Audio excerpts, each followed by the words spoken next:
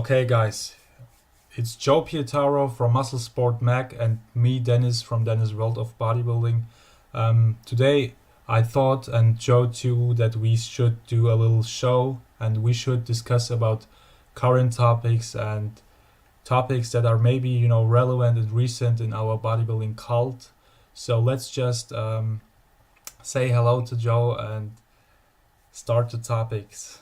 Or what do you think, Thank Joe? you, Deniz. Thank you for this is a good idea you had. We've been discussing this back and forth for a while, and I'm glad that you thought of me to do a program like this. And we're still trying to figure out the actual title of what it's going to Yeah. be. So for right now, what I don't know, we were just having a few laughs before we started rolling tape, talking shit with Deniz and Joe. So whatever, we'll get that out later. We just wanted to get the first episode off the Yeah. ground, and I'm glad that you thought of this idea. I think it's a cool one. I think you and I have a pretty good chemistry. Yeah. Two different parts of the world, two different age groups, but we all like the same topics, and I think it'll be good interjection to see your opinions on certain things as well as my opinions, where we're kind of from two different places, and how do we see things that we both are working with in our industry.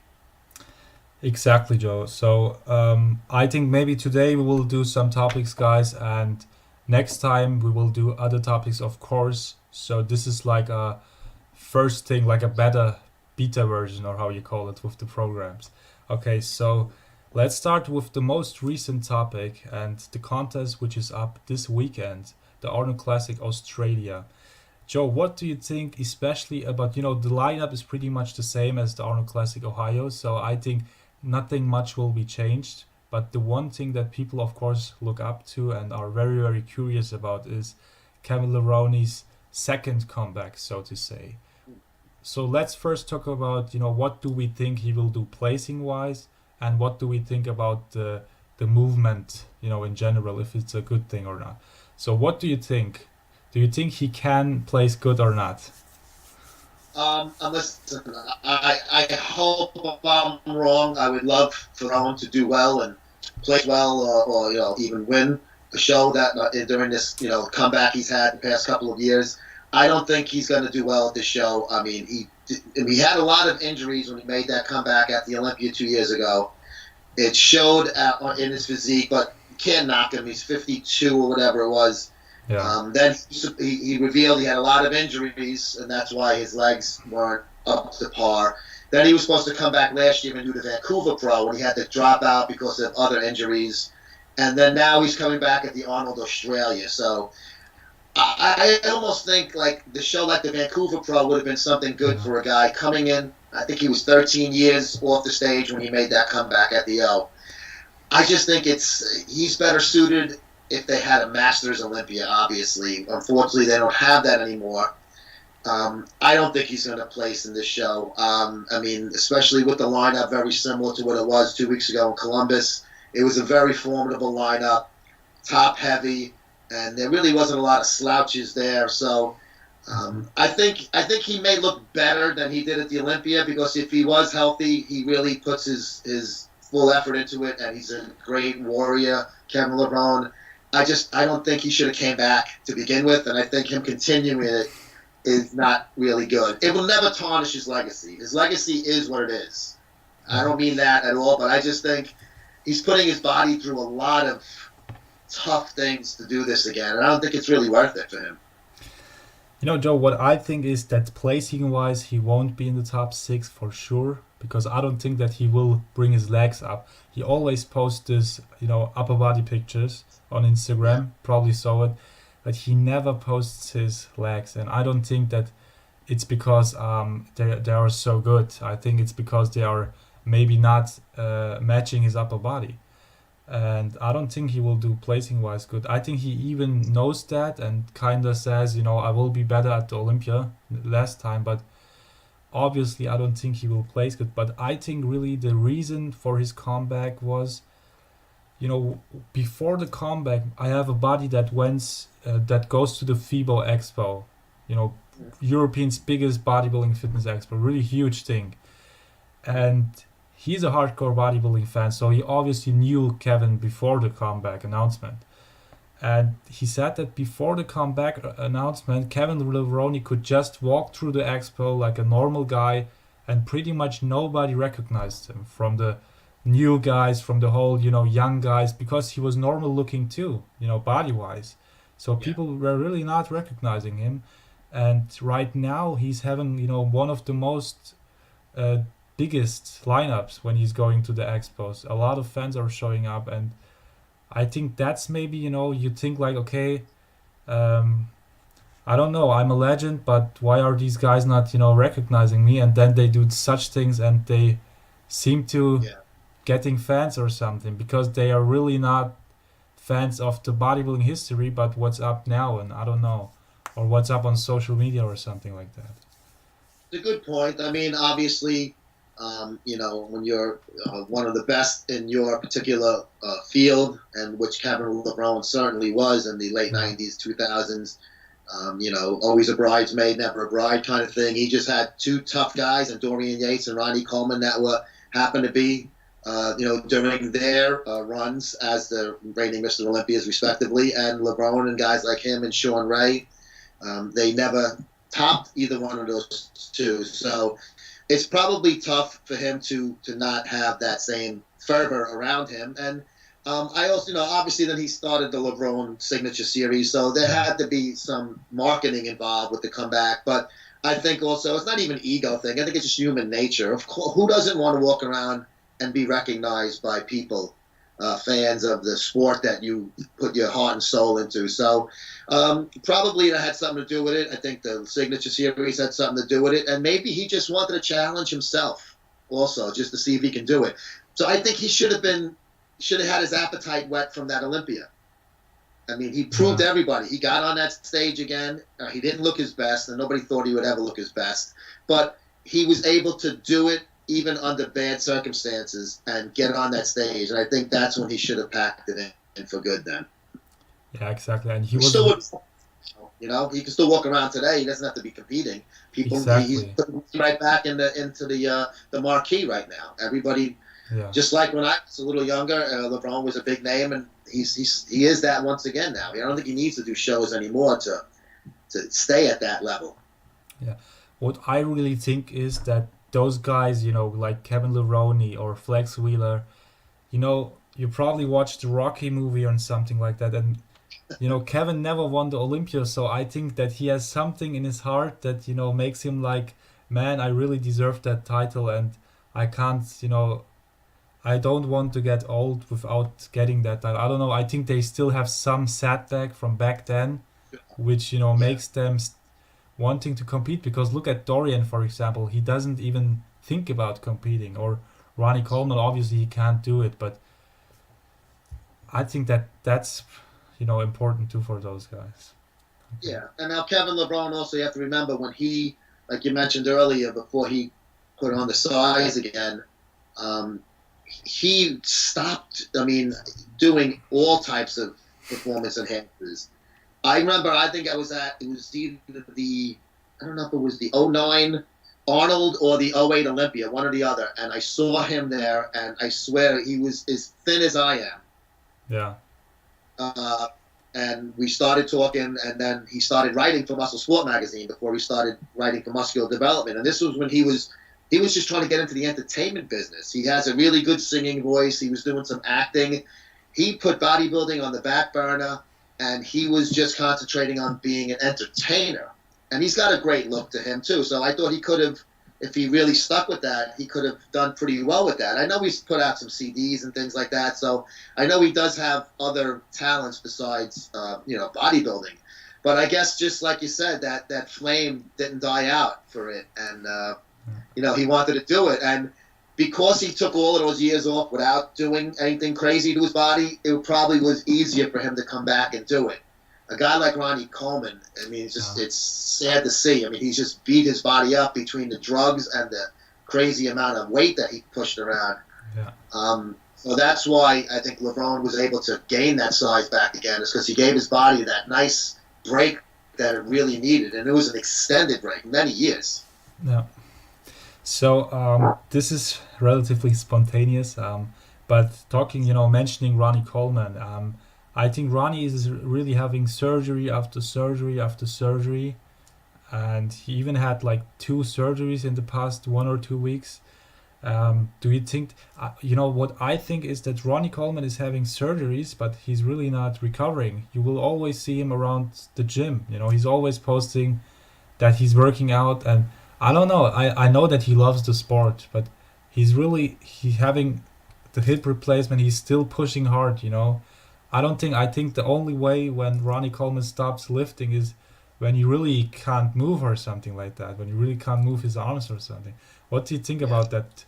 What's the yeah. He'll die with a dumbbell or a barbell in his hands because he's just he's a gym rat, and it is sad to see how his body is broken down, and his body has given up on him, and he's not giving up on his body. I mean, exactly?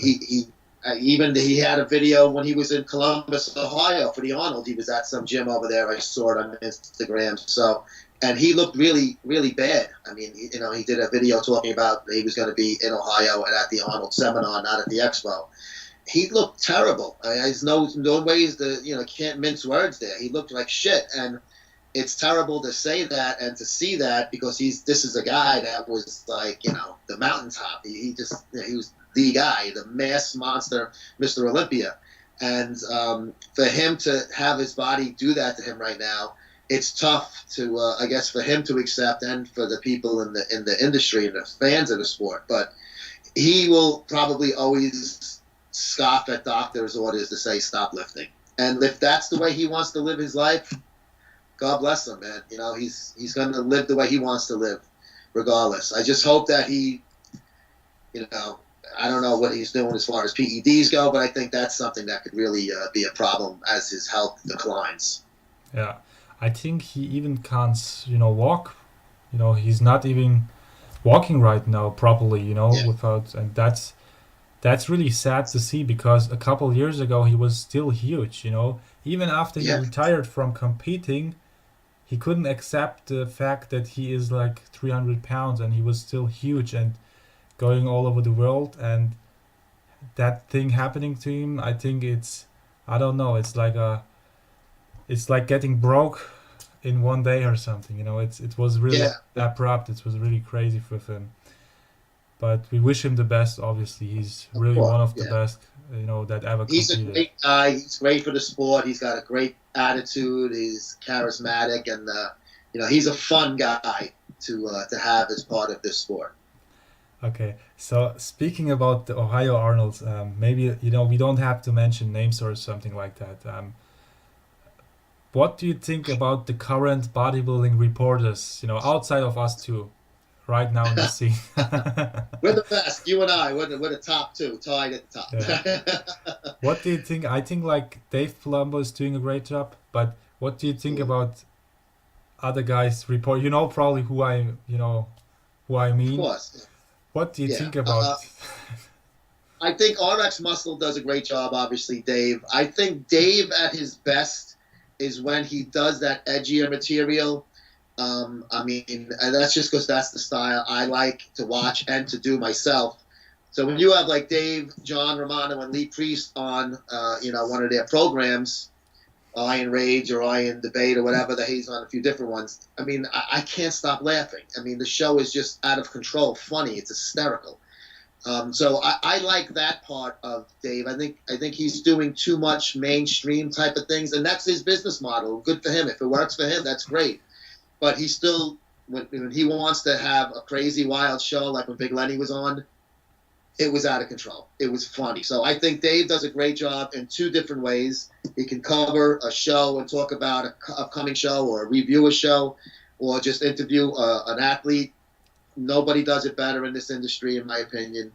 And Dave, when he wants to go a little off the cuff and get a little crazy, he's also excels in that. I love Dan Solomon. I'm friendly with him. We've worked together in the past at MD. I think Dan does a great job with Digital Muscle. I like Mad Max. He's working with Dan, Dave Bourlet. He does a great job. So I like Digital Muscle's things. Generation Iron, I like some of their stuff. They do a lot of high-end stuff, like Yeah. high tech. So that's good to see because we don't get too much of that in the industry. And then you have, well, Flex, we'll touch base on them later, but they've never had an online presence ever. Even when I worked there, we tried to build it up, and it never happened. Robbie Duran was the editor then, and we were all trying to do stuff online. It just never worked. It was the magazine, and that was it. Muscular Development's online presence is brutal. Their print magazine was a scant 109 pages. They try to use the magazine as their lead guy when in this day and age you cannot do that. And my company is a perfect example of how to use a print magazine to your advantage and not to your detriment. And they cannot seem to accept that formula. Their video production is brutal. Their personnel have no personalities. They're boring. Nobody is really into that company anymore. And I'm not just talking sour grapes. That's honest opinion. Obviously, I do like the online guys like Nick Strength to Power, Louis Marco. I do like to watch those shows because they give a different perspective where they're not this old school reporter kind of people like Dave is, like MD is, like Flex is. I even throw myself in that. I'm kind of an old-fashioned reporter where I had to change my ways to do things digitally and use those platforms to my advantage. But then guys like yourself, the younger guys, like I said, Nick also, Yeah. I like to see the difference between the established, and I use that term loosely, and the new guys that are the YouTube guys. And I like to see the difference between how they report. And there's no favoritism when it comes to the YouTube side. You got MD that can't stop sucking IFBB and NPC cock. They will never do anything that goes against the grain or say anything, and they're scared shit to have anything on their site. The Boston Lloyd thing, a good example. So I do like to see the difference, and I like some of the up-and-coming guys. And you don't need to print it in a magazine at one point in time to have a say in this sport. I totally disagree with that part of it. And I just think it's going so digital now where the YouTube and the Instagram people are becoming, or at this point, even more popular than some of the quote-unquote established media in the industry. Yeah, exactly. I think that's how not only in bodybuilding but in other, all the other magazines too. Generally, I think they either have to step up their game and keep up with the technology and everything, or they will die out probably. Even the old school magazines that are not about bodybuilding, even with every other topic too, I think they have to build that online presence, even if they not love it or something. It's like more a business thing, I think, because at the end of the day, you have to, feed the bills and everything. You have to make the money. Yeah, they can't seem to get acclimated to some of these things. And Palumbo's a good example because he was from print, him and John with MD for all those years. And then as soon as they went to RX, and he actually had RX Muscle, was a one shot. It was printed years ago while he was still with MD, I believe. He had a one shot magazine, RX Muscle, which he shows the cover of on his avatar on his full page. And instead of worrying about doing that, they just built a great online presence. They did programming and things like that. I mean, they were the first guys in this industry to do that.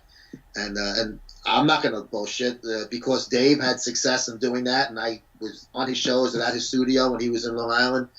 I said that's exactly what I want to do. I saw the handwriting on the wall, and Dave was the one doing the writing for many years. Nobody was catching on. So when it came time for my company to have a different presence and I was able to build a studio, I kind of just used Dave as the role model, like his programming, and have different types of hosts and things like that.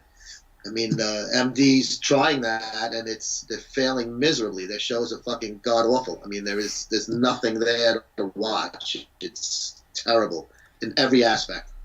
Yeah, even Sean Ray quit, MD, and he was there for many, many years. So they don't even, they had, at least they had Sean Ray, and he's a good reporter. You don't have to like him, but I think he's doing a good job.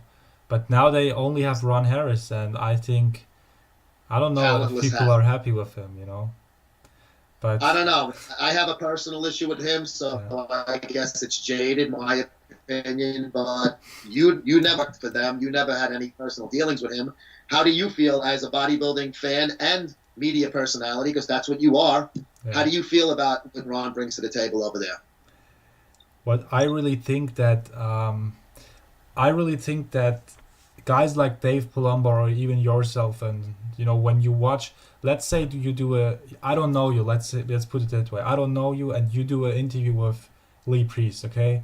Then if I Mm-hmm. don't know you, I will still watch the video because of Lee Priest. But if Sure. you're a good guy and you're doing a great interview, I will be like, okay, Joe seems to be a good guy. Let's check out what he's doing, his videos and everything. And I start to like you and follow you too, not only Lee. But I think with Ron Harris, it's like, okay, you watch the video because you're a hardcore Kevin Levrone fan, because they're doing the Kevin Levrone how I see it. Yeah. But I don't think that Ron Harris is interesting enough, for people to watch the shows because of Ron. They will always, Yeah. what I think, they will always watch it only because of Kevin. I find him a little boring. That's nothing personal against him, but Mhm. I don't, Sure. if I watch an interview, any interview where Ron is in, I will never watch it because of Ron Harris. I will watch it to see Greg talking or Buster Lloyd talking or Dennis Wolf talking, but you know what I mean? The chemistry is Exactly. not there. It's like a Yeah. one faded thing, It's like a one-sided thing, and So I that's guess what. you're not a fan of his solo act, Ask Ron, when he doesn't have a guest to actually do something that's worth staying awake for. No, I'm not. I'm not. I watched a few episodes, but it's like if you're doing like 30 minutes videos, I think you have to be a guy that is entertaining enough to watch it 30 minutes for other people. And I don't know if he would do like 2-minute videos. I think that would be. I don't know. I couldn't watch him like for 40 minutes or so. I think he's just boring. I don't know his way of talking and reporting, and maybe he's even a good guy, but I don't think that that's his greatest attitude. His greatest strength to do reporting and journalism. I don't know. That's what I Yeah. think. And that's why their business model is terrible because they use people towards their weaknesses, not their strengths. Yeah. I don't even know. His strength is basically ghostwriting bodybuilders' columns. So that's what he should be doing. He can't write to save his life or his own with his features. He's terrible. And he cannot. He's terrible on camera. His voice, his appearance. I mean, I'm not talking about his build. I can give a shit about that. I'm talking about journalism right now. It has nothing to do with who's got bigger biceps and all that crap. So just because he doesn't come across like you said, he's boring. He's not exciting. Dave, he's got a great camera personality. He's his persona behind in front of the camera. It comes out. Yeah. Greg Valentino, another perfect example. When he's in front of the camera, it's always something going on. It's you got to keep up with him. That's the whole point. If you're sitting there going, when is he going to say what he means? When is he going to do something that's don't make me change the channel here. It never happens with him. Yeah. So I don't know. I guess when that happens to me, please be honest and tell me so I don't make a schmuck out of myself and do Yeah. videos when I'm boring.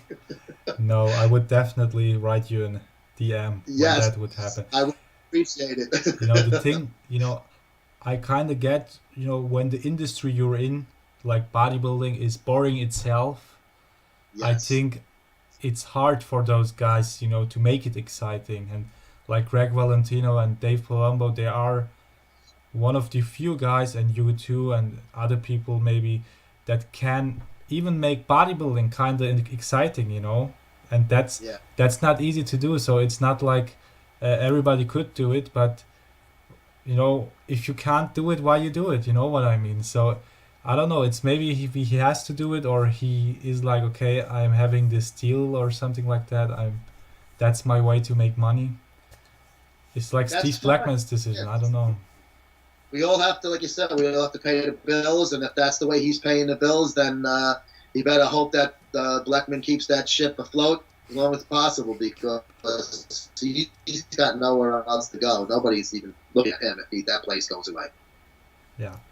Okay, so I think we wrapped up this thing good, and maybe let's talk about those bodybuilding shows in general. So I already mentioned that bodybuilding itself, it's not even a real sport when they are on stage, the contest.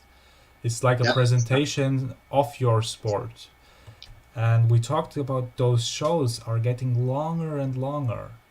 And what do you think about that? Should we separate the real old school bodybuilding type of categories and do it a separate show and the men's physique and I don't know bikini figure whatever because nobody wants to watch an 8 hour show or something like that.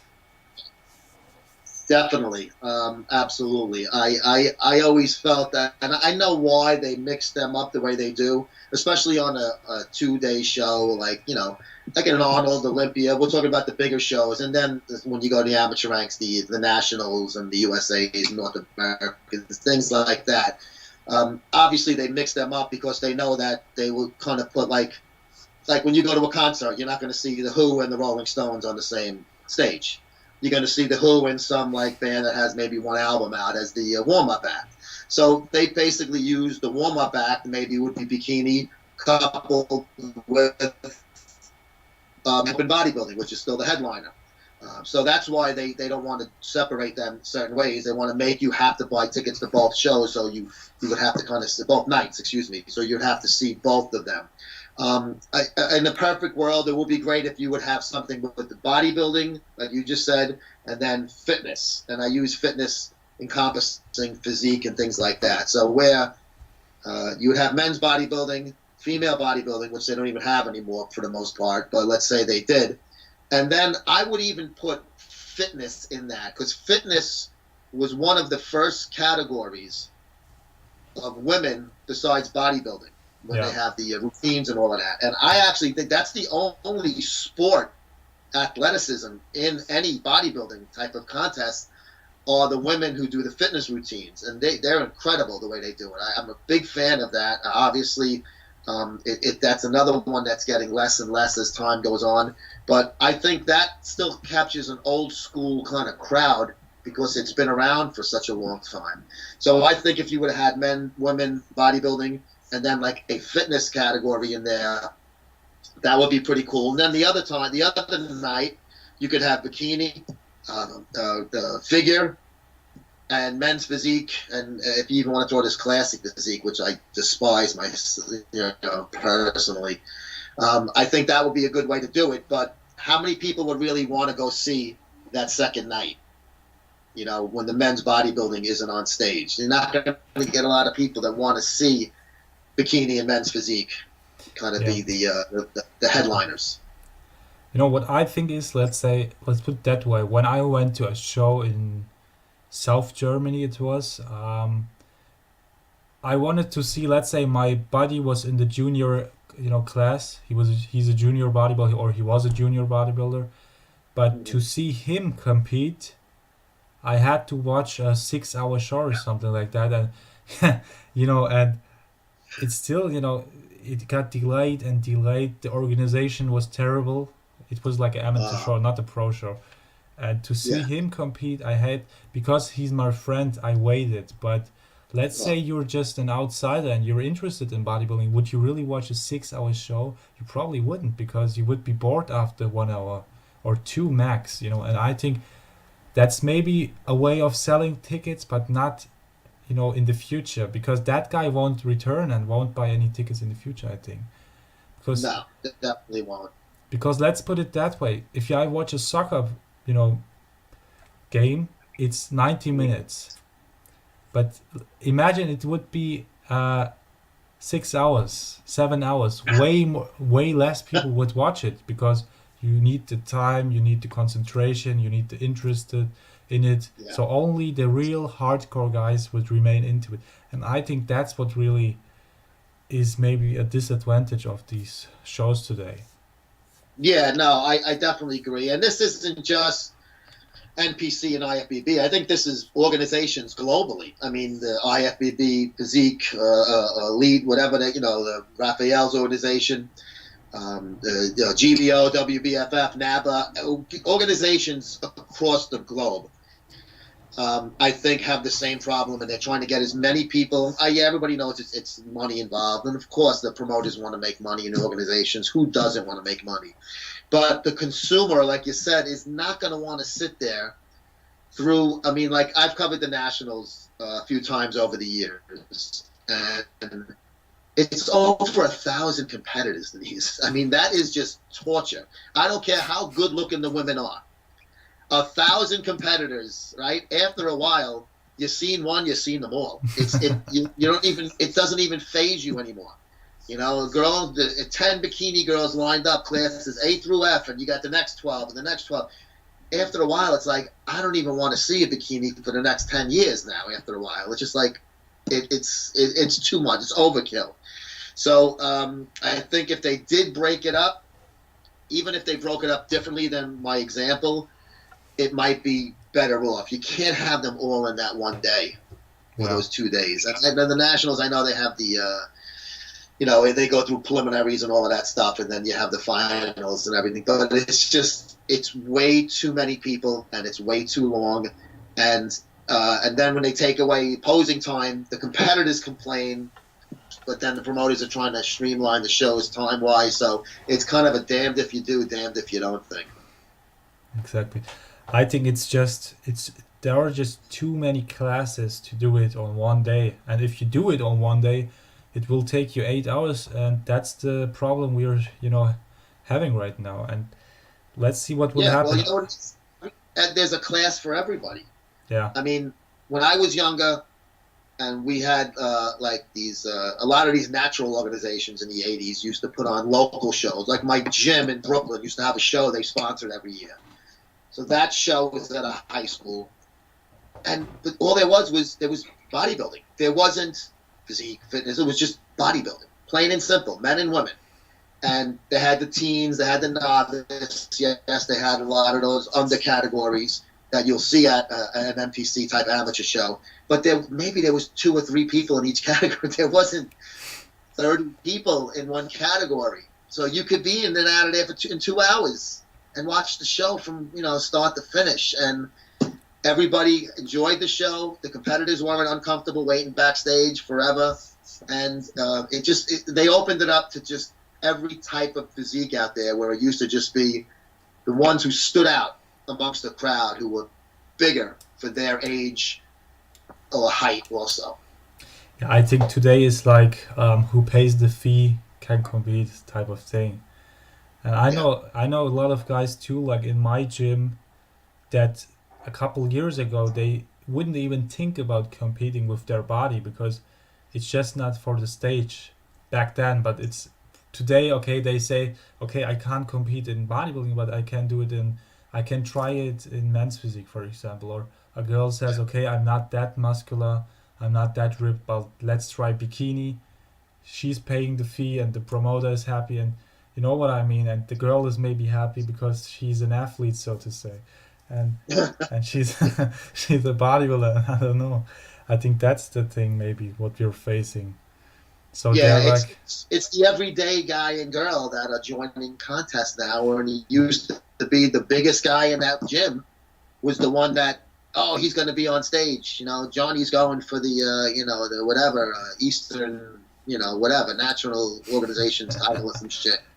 You don't see that nowadays. Now you see 20 guys in a gym going to all different categories that nobody cares about either. yeah, it's like for Instagram to write, I'm an athlete, a bodybuilder, and a competitive bodybuilder, and everything.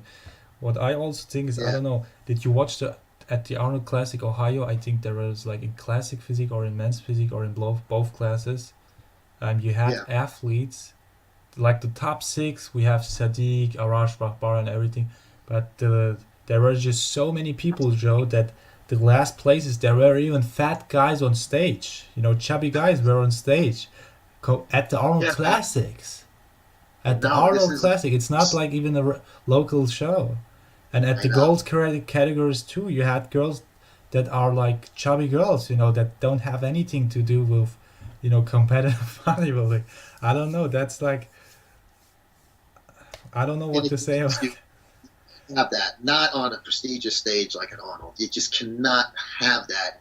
You have to pick the cream of the crop for a show like that. There should never, the way they do the physique, I think it's like the first 50 that put their application in, and then they wind it down to the top 10, and then they pay the travel fee for those top 10 in both in physique, men and women's. There shouldn't be. There should be. Arnold's always been an invite. They should invite people that deserve to be on stage with the Arnold Classic, not somebody that just got to the post office first. Yeah, and people should always know where they are standing. Okay, so let's put it that way. The body I have now, I would never think about competing, and I'm not even interested in that. I'm like more reporter and journalist in the scene, like you too Like that. probably. Like you're a reporter, you know. You're not, but you're not claiming that you're a competitive bodybuilder, and you're not stepping on stage for that reason. And maybe people are, I don't know. People think I'm ready, I can compete, and that's okay with my body because I can compete at this class or this class, and I don't know. It's like a strange type of thing. People have a lack of reality maybe with all those filters and social media because let's put it that way. If you're a girl, even if you're a little, you have a good ass or something like that, you will have Yeah, of great positive feedback. You know what I mean? But in reality, course. maybe you have a good ass, but it's just not ready. Your body is not ready for competing. Or let's Yeah, say you look good as a male guy. Maybe your face and everything, and people will give you great comments, but you don't have the body. But you will think that you have it because there are so many guys in the internet who are writing all those positive kind of things. I don't know. It's people maybe they have a lack of reality, like I said, or because of the guys commenting there and their fans and everything, need they think they need to compete. I don't They've get it. opened the door to anyone and everyone who wants to plunk down their $200 and get on stage. That's what it is. They don't Yeah, care what they look like. Their money is just as good as the guy. The guy who's just the worst in the show paid the same money to get his show fee than the guy who won the show. yeah, That's what the yeah, bottom line. yeah. And the dilemma with it is like if you get everybody into the show, you have like 50 guys in one class, and the show is getting way too long. That's the problem. I don't know. Maybe they will think about something, but I think the promoters are happy with that because they don't care. If the show is 8 hours, if they're getting their fees, maybe they're like, okay, it's okay for them if they get their money, in like they want to. And I see it, like I said before, I see it from the promoter angle too. He's out to make his money, just like you're out to make your money. I'm out to make mine. I see it from their angle. I don't have to think it's a great way to do it because it makes the competitors and the media alike to have it's a tough task to cover a show like that. You can't even remember who's who then.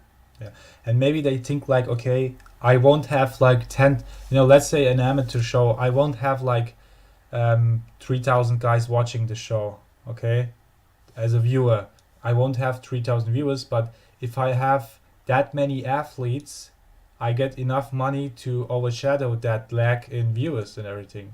So you Yeah, maybe not have a lot of ticket sales, but you have a lot of competitors that are like they are like viewers, so to say, because of their money, and they pay way more than the ticket, which is like $25 or something like that, and they pay like yeah. And 200 or something. That's maybe one thing. you're always going to get your family and friends that, like you said, you want to see your buddy at the show. So a girl goes in there, her boyfriend's going to come, her parents are going to come, her buddy's going to come, Sally from across the street's going to come, her roommate from college is going to come. So now you just got 5 people that are watching the night show, and then the coach is going to come. You got to pay backstage fee, coach's fee, and then you got to buy a seat for the coach too, even though the coach isn't sitting in the seat.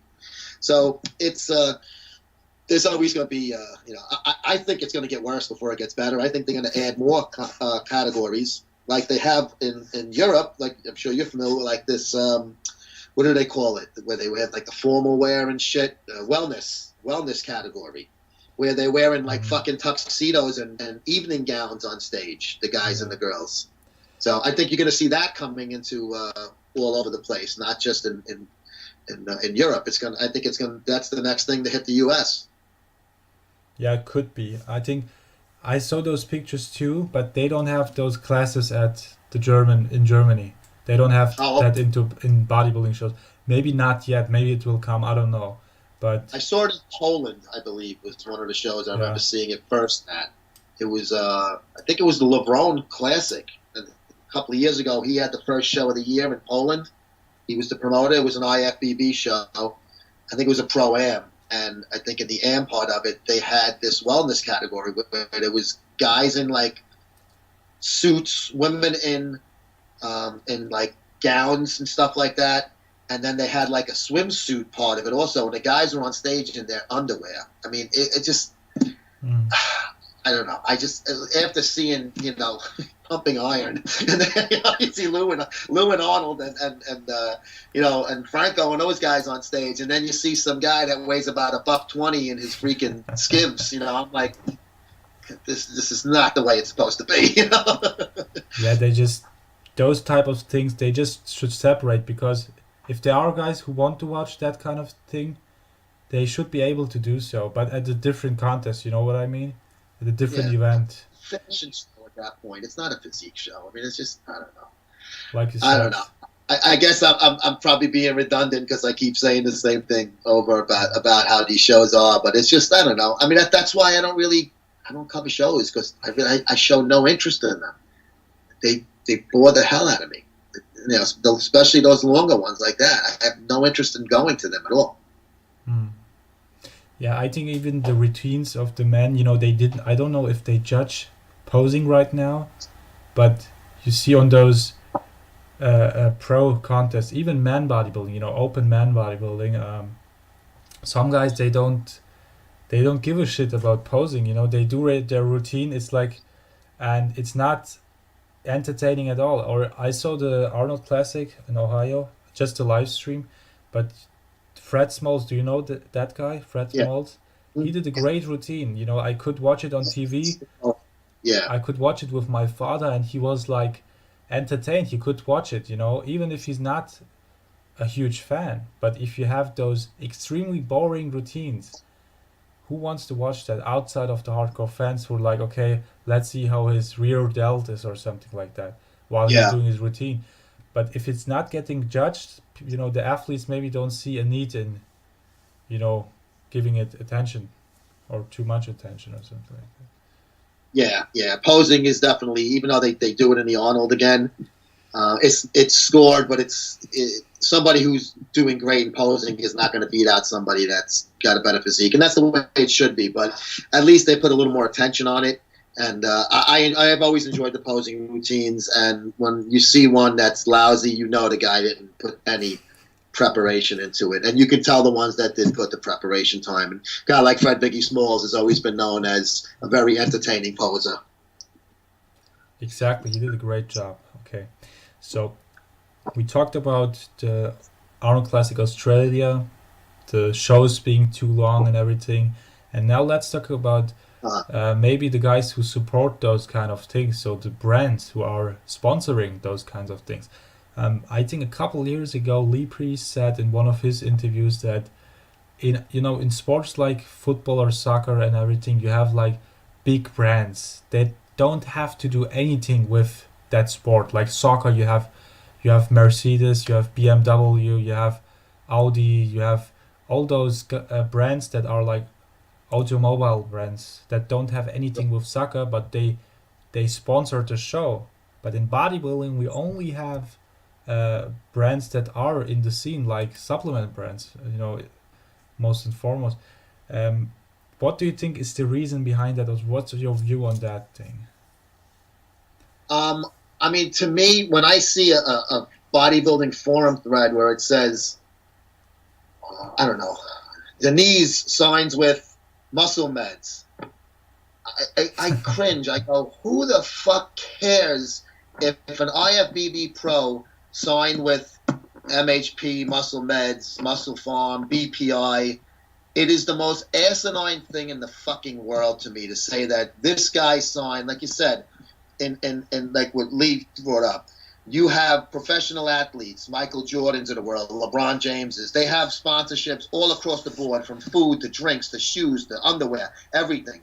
Do you know those guys? I mean, only if you see a commercial, you know. But you won't see ESPN go, coming up at 6 at Sports Center, Michael Jordan signs with Hanes, and you're going to see him in his tagless tees coming up. Who the fuck cares? They wouldn't even dream about giving that a plug. The only one who should give a plug like that should be A, the company, and B, a magazine or a media outlet that that company advertises with. It's not something for the fans to actually grasp and go, wow, I can't believe that BPI got, fucking William Bonac or whatever, just using it for an example. It's because the sport is got such, little interest as far as action and everything like that goes, because there is none, that people try to invent things to make news. And it's not fake news, because that's true. He did sign with that supplement company or that apparel company.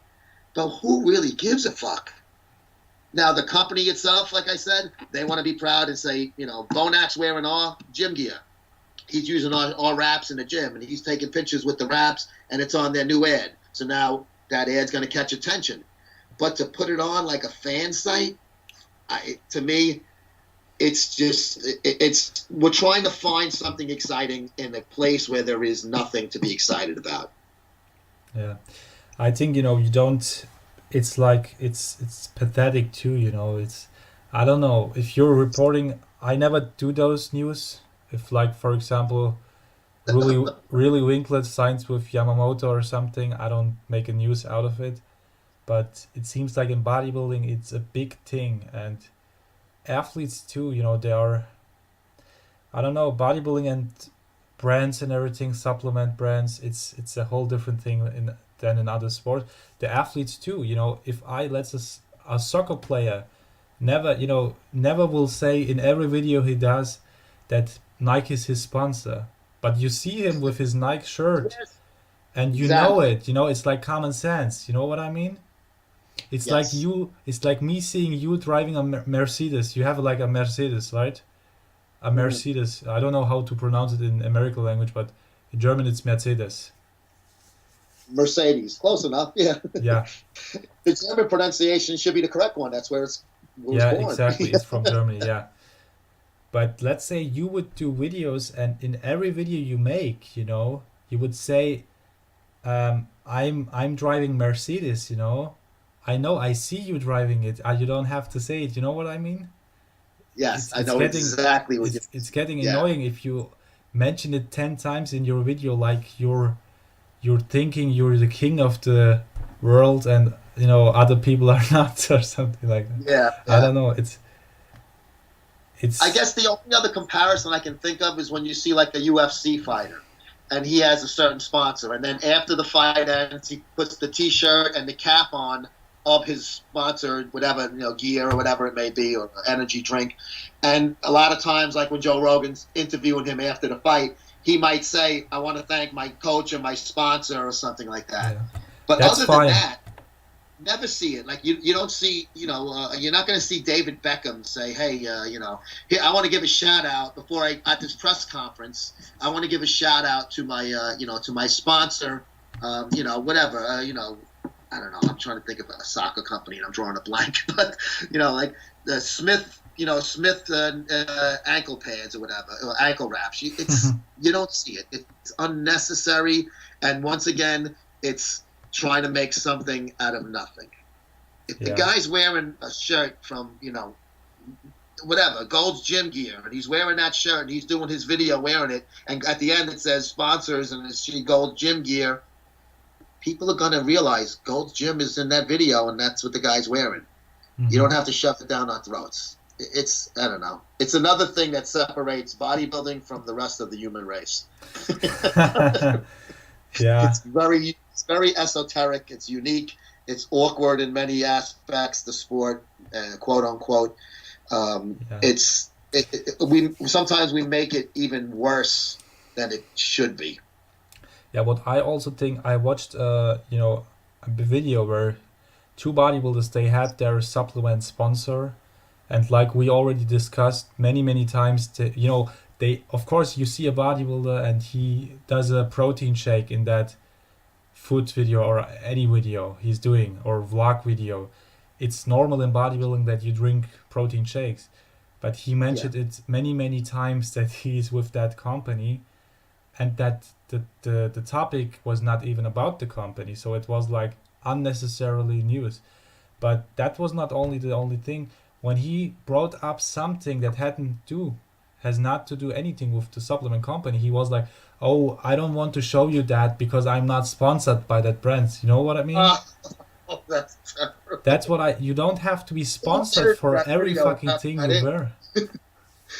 What channel was that on? Was that on his own, the athlete's personal thing, or was it on a company's thing? No, it was on his personal channel, and he was like, "Okay," and that's That's not as bad as a company's thing because the athlete might not realize it. A company, like I thought it was the sponsor. How could you not edit that out? yeah. But what I want to tell you is, even if you're in a popular sport, bodybuilding is not popular, but the athletes think, or a lot of people doing those videos, they think if you're having a sponsor or you're competing and you're relatively well known, you need to be sponsored for everything you have in your life, like your car, to show up, Yeah, to show in the video, your, I don't know, your phone and everything. So they only show their supplement or their sponsored things, and they mention that thousand times. I don't, let's say I drink out of this glass. I don't have to be sponsored to show you that. I I don't. don't. I'm not sponsored by Blue. There's Blue Yeah, Yeti, right? Blue and the Yeti is the model of my mic. yeah, I'm not sponsored by yeah, them. I'm just using it. I don't give a shit. It yeah, works. yeah, exactly. Or I'm not sponsored by Apple or something, but if I would do a vlog and Yeah, I had a phone call, I would still do the phone call. I yeah. wouldn't write, okay, Apple a video, a message or an email. Hey guys, I do a vlog and I will show you my iPhone in it. Can you pay me $100 or something to get sponsored? I don't know. It's like pathetic, and I It don't is. I don't see that in other sports. Joe, I watch other sports too. I don't, only in bodybuilding. I watch. Both of us are sports fans. We both watch Yeah, other, regular team sports and single sports like boxing and MMA and things like that. And like I said, the only comparison I can think of is the UFC guys after the fight. And at the beginning, they have their banner. Their guys are holding the banner up and it has all their sponsors. But other than that, you never even know who their sponsors are. yeah, You'll see them wearing the cap on the sideline. That'll be it. yeah. But I think that's the reason for that is because the athletes are a little desperate because in boxing or in, let's say, in soccer, like what I wrote you, the guy is getting paid for playing soccer, okay, by the team he's playing to. Let's say Barcelona, you probably know that team, the biggest Sure. team or one of the big. He's making already millions. He doesn't have, he even wouldn't have to get the sponsorship with Nike. He's getting, his main income is from Barcelona with a big, really the most 90%, 95%, for example. But in bodybuilding, they don't get paid, to compete by the Nope. competition itself or the IFBB itself. They even have to pay a fee and everything. So the only money they make is from the supplement company. So like Mhm. 100% of their income is from that brand. Even if you're a good competitor, like top 10 Olympia, if you're with Muscle Mats, then Muscle Mats is paying your bills. So I think the athletes are kind of desperate because they're like, okay, if I wouldn't have Muscle Mats, I couldn't even make a living, because the IFPB Yeah. doesn't pay me anything. Look at Phil Heath. He's not with Ultimate. He's got no. There is no supplement sponsor for the Yeah, current Mr. Olympia. The reigning Mr. Olympia, year in year out, he doesn't have a sponsor. That's a perfect example of how it's confusing at times. Like what makes this sport tick, and I don't know if it does tick. yeah, I don't know, it's really a very unique sport in every way. It is. Why are we covering it? We should be talking about real sports. No, Oh, it's still a great sport, but it's strange, in different kind of ways, I think. And it's yeah. odd, it's not normal. You don't, if you only watch soccer plays and everything and you get into the bodybuilding scene, at first you will be, terrified, I think, and then you will like it or not, but you won't be like, okay, that's normal or that's how it is. I don't know. And even it's hard to describe for other guys who are not into the sport, or into the It's cult. impossible. Yeah. It's impossible to convince them to even think about watching it. So I think if you're a guy or a girl that goes to the gym and is into building muscle, once you get to a certain point where you're not just trying to stay in shape, like people go, oh, I just want to stay in shape, house mom and shit like that. When you get somebody that's really into the gym, especially from when they're younger, and I'm assuming you've been going to the gym since you were younger. I started when I was a freshman in high school, like 14. So I've been doing it for a while, just working out for myself. Never even thought about competing. Never thought about putting great size on. I just wanted to, look good. So when I was younger, to meet girls. I was look good on the beach. So if you do that for many years, and then you start to maybe you dabble into some steroids and stuff like that, then maybe your interest level might kick into where you're talking about bodybuilders now, not just bodybuilding. And that's where I think some of the people start to watch the Olympias and the Arnolds and things like that. But somebody that's just like maybe goes to the gym a couple of times a month would never even think about, going on a live stream and watching the Arnold Classic like you were doing. Yeah, it's a really minor niche, because Yeah. let's say in Germany we have so many gym members. We have way more gym members. People are signed to gyms than people are signed to soccer clubs or something like that. But bodybuilding itself is not popular at any means. Nobody. If you go on the street, nobody knows any bodybuilder. It's like, even though 10 million guys are signed to the gyms in Germany out of 80 million. So that's the thing that is not normal, comparing to other sports. Because if I'm in a soccer club, I'm interested in soccer. That's normal. But if Yeah. I'm into a gym, probably I'm not into bodybuilding. You know what I No, mean? doing So it for your that's the health thing. reasons. Yeah, Yeah, yeah. So that's one thing that is very unique about bodybuilding too. That okay, absolutely. guys. Yep. So I hope you enjoyed the show, the first episode. I think we mentioned and we talked about very interesting topics and recent topics. And in the next episode, we'll talk about the steroids too. So openness about steroids in bodybuilding, Ooh, if it's a good thing the or a bad taboo. thing. Yeah.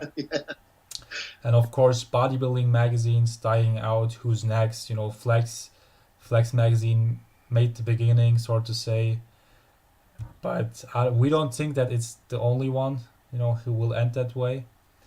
And the other topic, the third topic, was with guys who are training in Kuwait and leaving Kuwait, or who are leaving their family behind and moving there for the whole year and everything. How that's like, and the new mecca of bodybuilding. So there are very, very interesting topics we will cover in the near future. So Joe, what's your last words about this all? What do you want to say? I enjoyed the show. Thank you again for you came up with this idea, so I appreciate that. You thought of it and then thought of me as a guy to do it with.